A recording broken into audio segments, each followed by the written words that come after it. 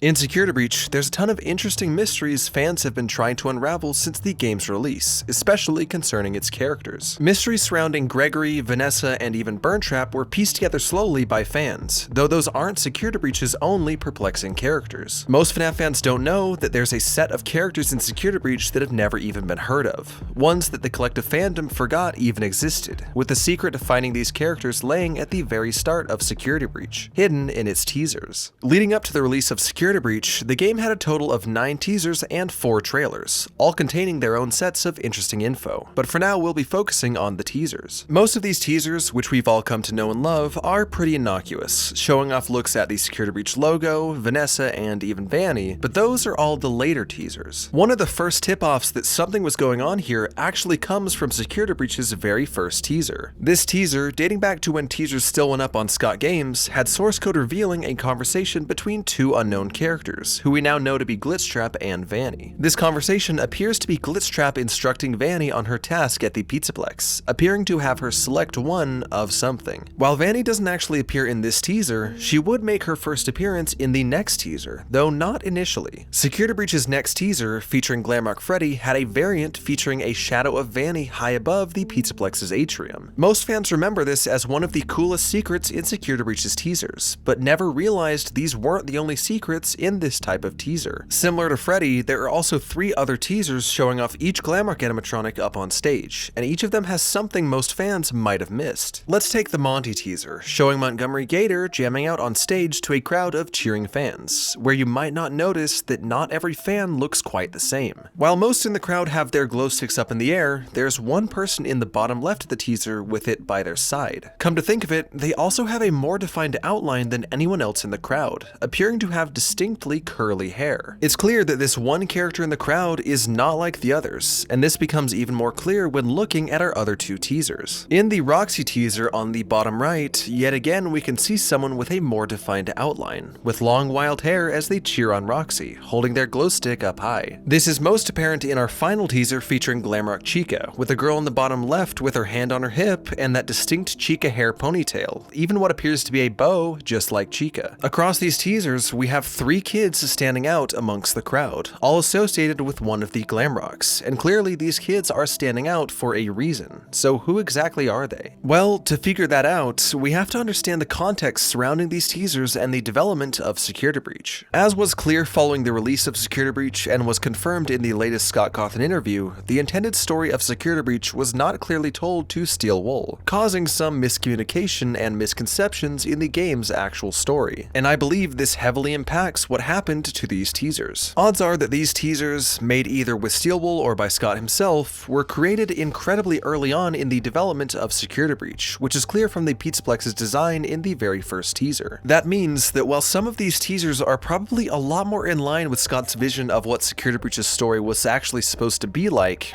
they're definitely something that got lost in translation or was scrapped early on in the development of Security Breach. While most of these kids, who I had a good friend of mine illustrate to see what they might have looked like, don't even have much reference left in the actual Security Breach game, traces of them can still be found in corners of the game many players likely missed. In the ending where Gregory escapes the Pizzaplex without confronting Vanny or Burntrap, he goes and sleeps in an alleyway under a distinct newspaper, featuring a series of missing persons. This paper has a set of 9 silhouettes, one of which we can identify as Gregory, who was confirmed in ruin to have gone missing at some point before the events of Security Breach. If you look just 1 square above Gregory, you'll see someone with a big curly head of hair, one bearing an interesting resemblance to the curly head of haired kid from the Monty teaser. If it's to be believed that these kids, whoever they were supposed to be, were probably going to end up falling victim to Vanny or the Glamrocks, then seeing one of these kids on this missing poster honestly makes a lot of sense. Even if they never actually showed up in Security Breach, remnants of their deaths do still make sense to be hidden somewhere in the game. Unfortunately, the same can't be said for the Roxy kid, as they don't seem to match any of the silhouettes from this missing persons like the Monty kid does. Obviously, that doesn't mean they wouldn't have had the chance of being a victim in concept, it just means not a sliver of them made it into the cut of the actual game's content. Best I could say is the essence of their character, being a big fan of Roxy, is what would eventually become a key part of Cassie's character. Though obviously that doesn't mean mean they were ever the same conceptual character, they just have that big similarity. And ultimately, like the Roxy kid, the same goes for the Chica girl, being that she doesn't seem to cleanly match any of the missing silhouettes either, though unlike our previous two kids, she actually does make a major appearance in Security Breach that most might have missed. In Security Breach, it's clear that the developers put a great deal of work into hiding details in every nook and cranny of the Pizzaplex, and this proves true in none other than Monty Golf. In Monty Golf, we can find a stall in the girls' bathroom not quite like the others, with its door ripped open, presumably by Monty hunting someone. Interestingly, this stall is filled with nothing but Glamour Chica items, which in itself wouldn't be too weird normally if it wasn't the only spot like this. That brings us to a spot hidden between Fazerblast and Roxy Raceway, with even more Chica items to behold. It's clear that someone who really likes Glamrock Chica is being chased throughout the Pizzaplex, and I think we know exactly who. Starting off in Monty Golf, this Chica girl from the teasers was stalked by the animatronics throughout the Pizzaplex, leaving a trail of Chica-themed items behind her, which is how we know exactly where she ended up. Deep within the sewers, fittingly where Chica resides after being shattered, we can find a den lit with a string of pink lights, and unsurprisingly containing a ton of Glamrock Chica items. We can also see some of the sticky notes from the Staffbot silo, which would suggest that this girl was driven down into the sewers through the Staffbot silo entrance by the laundry rooms, taking a few notes from the silo itself before ending up hunkering down in this hideout. Unfortunately, that's where her trail runs cold, as this is probably the final den she made before being taken out by Vanny or one of the Glamrocks. Honestly, this Chica girl's story could tie into a few other pieces of Security Breach's lore, like how we see Vanny on our trail in the sewers during Security Breach, or potentially even being where that call to the police came from within the Pizzaplex, being that girl taking her final shot at getting help before Vanny found her. Even though these kids, with varying levels of relevancy to the actual Security Breach we got, aren't ultimately integral to its story,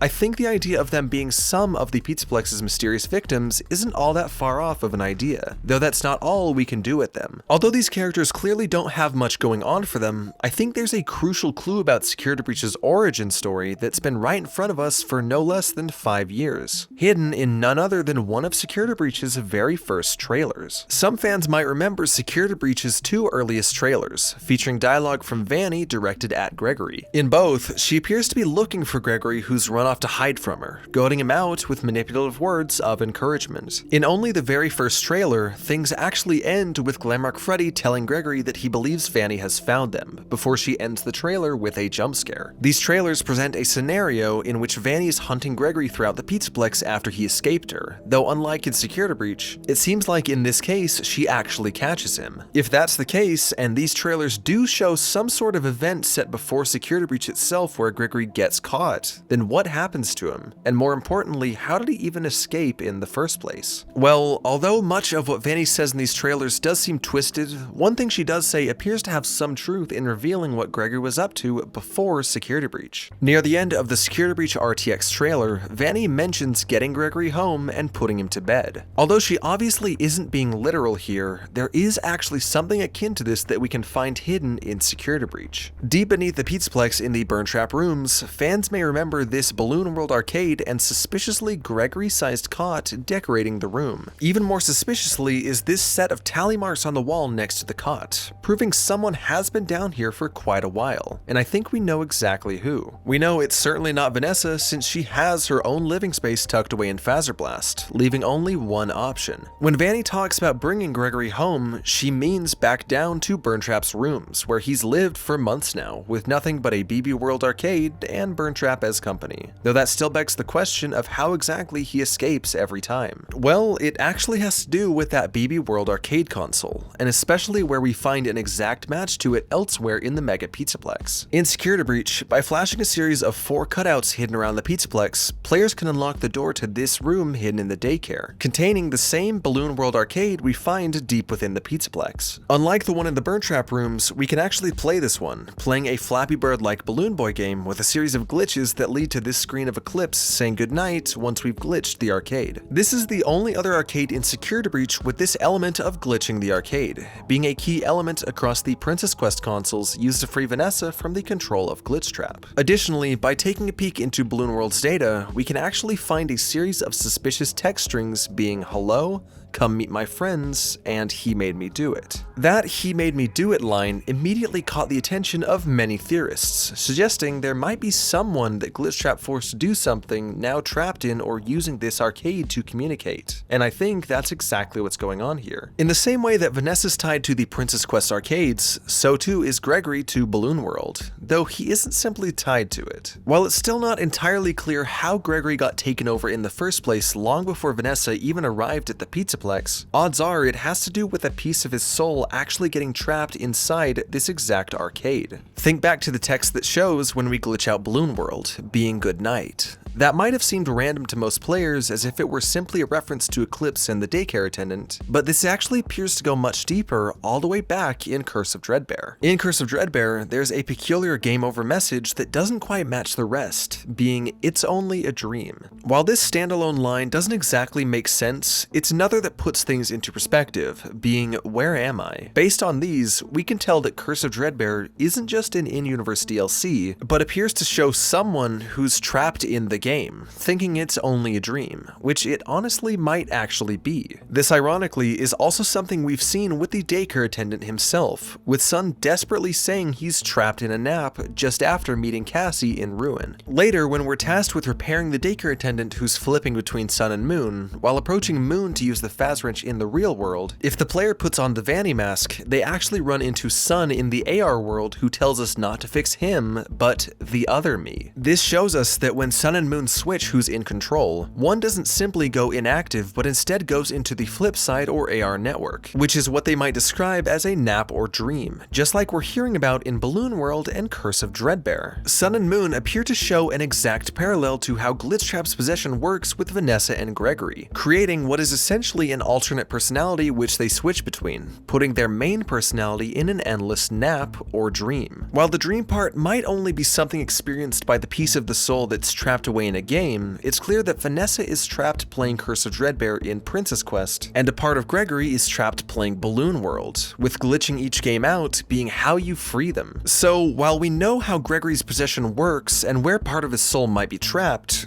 who is it that ultimately ended up freeing him? Well, in the case of Security Breach itself, it was probably Cassie, either playing Balloon World casually or being tipped off by its glitches, unknowingly freeing Gregory from his possession. While this is what could have ultimately resulted in the actual events of Security Breach, this case isn't exactly what we're talking about. We're instead talking about those original trailers where Gregory gets freed but then caught again once or even multiple times. In this case, we get a potential hint at who might have freed Gregory from something Vanny says in one of those early trailers. In that trailer, Vanny tells Gregory, "Your friends are worried about you. They're here with me." Like we already discussed, obviously Vanny could be trying to trick Gregory in this case, but there's one reason we know she might actually be telling the truth. Back in the data of Balloon World, we mentioned "He made me do it," but quickly glossed over another line being "Come meet my friends." And if this line is actually truly coming from Gregory, then maybe Vanny wasn't too far off. If there really was a set of friends, not including Cassie, that knew Gregory before the events of Security Breach, I'd bet at one point these friends could have actually been the kids from the Security Breach teasers. These three kids, whether individually or as a group, would find the Balloon World arcade, glitch it out, and inadvertently free Gregory. Then, after being marked as a threat by Vanny and the Glamrocks, they'd be hunted throughout the Pizzaplex, hiding out where they could like the Glamrock Chica girl, but all ultimately being caught and going missing. Gregory too would be caught by Vanny, put back under the control of Glitchtrap, and put back to bed deep beneath Freddy Fazbear's Pizza Place. I believe that we may end up seeing something like this in FNAF's upcoming interactive novel, Escape from the Pizzaplex, where we'll follow Cassie attempting to escape the Pizzaplex before the events of Security Breach. I believe that in this story, we'll either end up meeting Gregory and traveling the Pizzaplex with him, or at least doing something that will free Gregory and result in the events of Security Breach. So, while some of this lost story might have been recycled for Cassie or never even used in the first place, that was Where Are the Lost Victims of Security Breach? With this video, I was happy to present a topic barely anybody knows about, as well as introducing 3 new characters to the world of Five Nights at Freddy's. By the time this video releases, Halloween should be upon us, so I hope you had a good trick-or-treat/Halloween party, and make sure to subscribe so I can see you next time. But until then, thanks for watching.